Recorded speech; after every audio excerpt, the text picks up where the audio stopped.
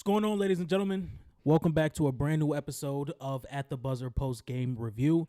And today we're going to be reviewing two games, the Mavericks versus the Spurs and the Oklahoma City Thunder versus the Denver Nuggets. Now, there's still about 6 minutes left of the game in OKC versus Denver, but the Thunder are currently up 18 points and the Nuggets are struggling bad from the three-point line. So I just decided to record. So we're going to talk about the Mavericks game, then we're going to talk about the Nuggets game. We're going to get into both games pretty in depth. Okay, so the Dallas Mavericks and the San Antonio Spurs played last night, or actually a few hours ago. The final score of that game was 120 to 109. And from the very beginning, I looked at this game and I was like, the Mavericks are playing really good D on Victor Wembanyama.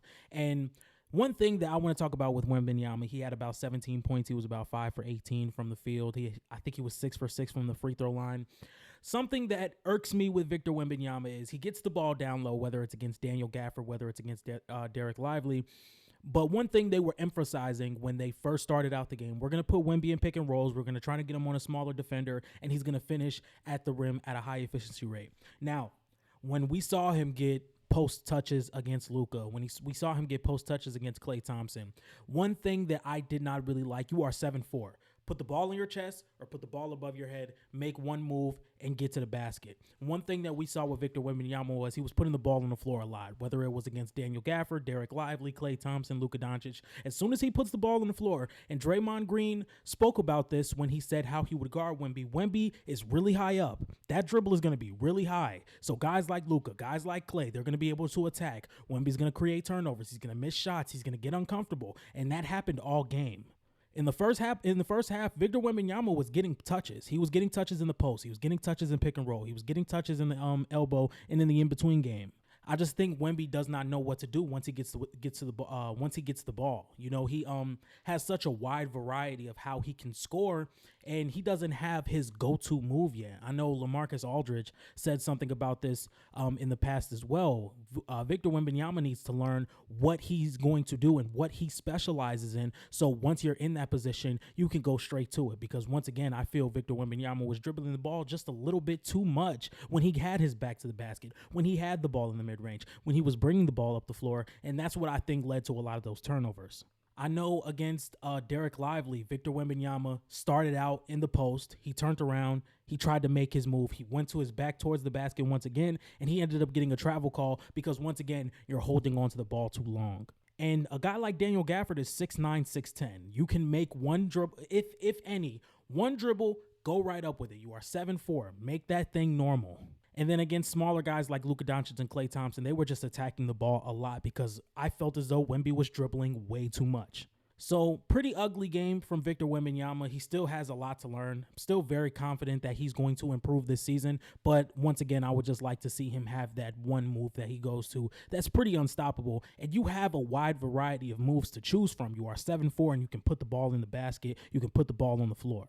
Outside of Victor Wembanyama, the Spurs supporting cast played very well. Harrison Barnes had 17 points, 7 of 10 from the field. Jeremy Sohan, 18 points. Julian Champagnie, 18 points. Chris Paul was very good when he was out there. Stephon Castle, very good when he was out there. I think he was 3 for 5, 8 points, 5 assists. He was really attacking the rim. He was putting pressure on the rim. He was kicking it out to guys. He was playing solid defense. There was one possession where he had some solid defense on Luka, ended up fouling him, but I think he stayed with him pretty well.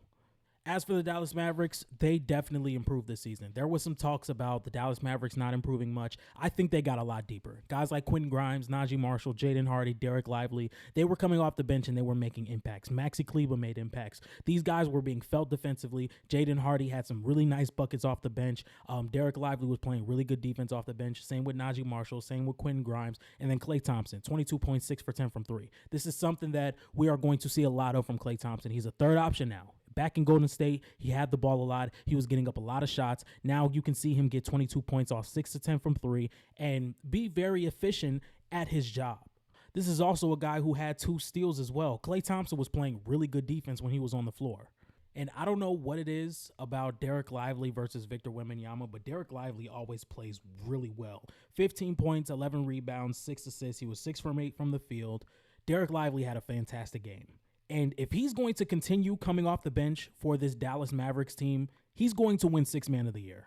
And it's not even like he's really coming off the bench, because if we look at it, he played 27 minutes and Daniel Gafford played 18. And they're coming in at 6-minute intervals. You know, in the first quarter, Daniel Gafford started until about 6 minutes and 27 seconds, where Derek Lively started to come in. So we see them get about 6-minute intervals every time the game starts, and then they start to come in 6 minutes at a time. So there's always a fresh big man on the floor. And I just think another thing, Luka Doncic was playing pretty good at defense. And once again, we're not going to ask Luka Doncic to be an average or above average defender, but if you can just use your hands and show some effort on that side of the floor, especially from your number one guy, that's always a win.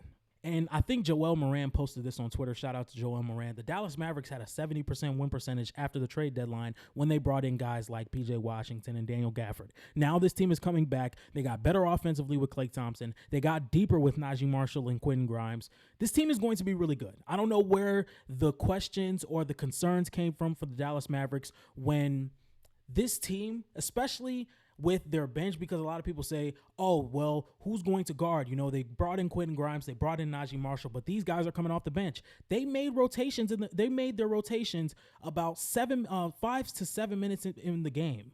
About 5 to 7 minutes coming into the game, they made their rotations. Kyrie Irving came off the floor for Quentin Grimes. That's a plus defender next to Luka right there. You're always going to have a plus defending big man on the floor with Daniel Gafford or Derek Lively. I think this team defensively is going to be really good, and I think Klay Thompson opens up a way bigger can of worms offensively for this Dallas Mavericks team. All right, man. This is the next game I wanted to talk about. The game that's not even off yet, but I turned off to start recording early so we can get this video out. At the time of this recording, there is about 3 minutes left of the Thunder and Denver Nuggets game, and the score is 100-85. We saw this Denver Nuggets team really show us our concerns that we had for them this offseason. This is a Denver Nuggets team who was, I think, bottom 5 in three-point attempts last season, and now you add that on top of their three-point shooting getting a lot worse. I think their bench did not hit a single three this game. The only person to make a three off the bench was Russell Westbrook. He was 1 for 6. Peyton Watson was 0 for 4. Julian Strawther was 0 for 2. As a team, the Denver Nuggets were 7 for 36. That's 19%. And I just want to say that this starting five is still going to be really good for the Denver Nuggets. But once Nikola Jokic comes off the bench, what do you really have? Because we saw a lineup with Russell Westbrook, Julian Strawther, who was the third guy? Jamal Murray, Peyton Watson, and Dario Saric. And I saw a lot of people saying that Michael Porter Jr. should be the one that's staggering between the bench and the starting five, because you're going to be able to let him find his shot and let Russell Westbrook really create for Michael Porter Jr. And I don't hate that. I don't hate that idea at all. Michael Porter is a very good shooter. He's a very good off-ball player. He's lengthy. He can put the ball on the floor. And I don't hate that lineup, because when we look at this lineup, it was not good. The half-court offense was really bad. Jamal Murray is a guy that thrives off creating easy looks for himself off the ball. When you're asking him to create easy looks for himself, that is not something that he is the best at doing. Jamal Murray is going to lean on tough shots a lot in his game, especially when Jokic is off the floor. So instead of having Jamal Murray be the one staggering in between the bench and the starting five, maybe it should be Michael Porter Jr., who's going to have the height and length to get these shots up over a multitude amount of defenders. And then defensively, I just think the Oklahoma City Thunder was too much. I think Ousmane Dieng came off the bench. We got some Ousmane Dieng and A.J. Mitchell minutes in the very first game of this Oklahoma City Thunder debut, and I really liked it. I'm not going to lie, especially for Ousmane Dieng. They had some minutes where Ousmane Dieng was playing the center. I think he's about 6'10", so that really works for him. And then they had two plays where Ousmane Dieng sets a ghost screen for, I think, either Shea, Cason Wallace, or J-Dub, I'm not really remembering, sets a ghost screen.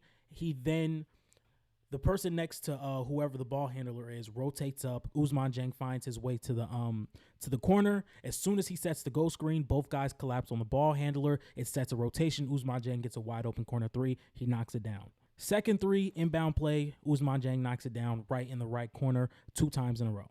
Aaron Wiggins, another guy who came off the bench and gave you 15 points. Great in transition, great in the half court, just finishing around the rim. He was phenomenal tonight. Isaiah Joe, knocking down the outside shot, phenomenal. Alex Caruso, being Alex Caruso, phenomenal. Cason Wallace had some good defensive minutes. SGA was being the MVP that SGA is. And the last person we're going to talk about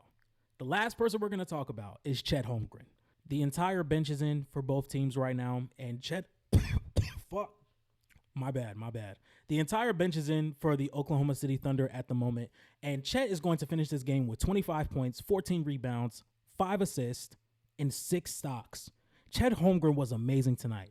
And when we first started, I looked at Chet Holmgren's game and I was like, I think Nikola Jokic is going to really outweigh Chet Holmgren, especially down low, and he's going to open up this offense a lot because Jokic was getting whatever he wanted down low in the beginning, and he also pulled Chet out of the paint, which made it easier for guys like Aaron Wiggins, Jamal Murray, Christian Brown to finish around the rim. And speaking of that, I want to talk about Christian Brown. He was really relentless getting downhill. He was playing some solid defense. He just couldn't knock down his open shots, and that's what kind of matters when you're in the starting five for this Nuggets team.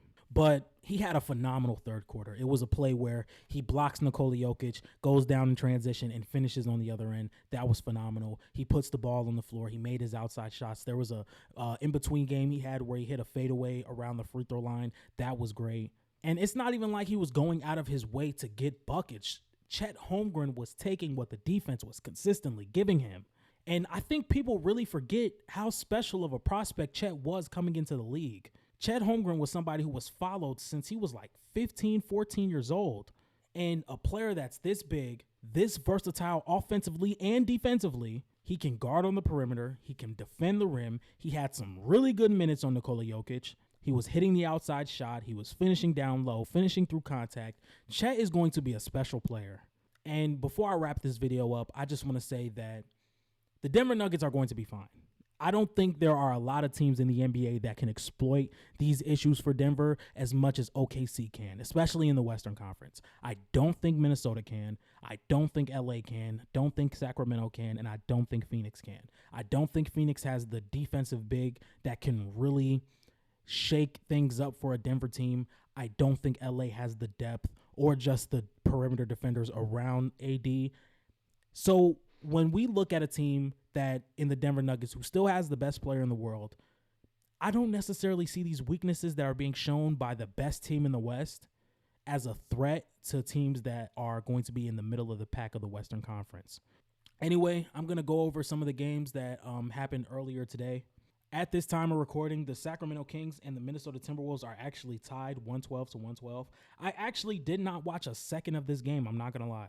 And the thing is, it was on my laptop, but I was just paying attention to my TV. I was really paying attention to this Thunder and Nuggets game because out of all the season openers, this was the game I was anticipating the most. I could not wait to watch this game. By the way, Julius Randle had 22 points in the first half, and he shot like 4 for 5 from 3.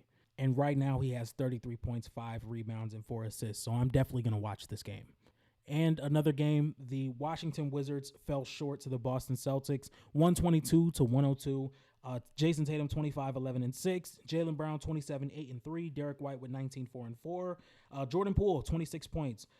Alex Sarr showed some really good signs defensively on what I've seen. I didn't really watch most of this game because it started a little late, and then the Mavericks came on like 20 minutes after, so I didn't really watch most of this game. But from what I watched, the Washington Wizards got in transition a lot. Kyle Kuzma does not look good, not going to lie. Valanciunas had 18 points off the bench. Corey Kispert with 6.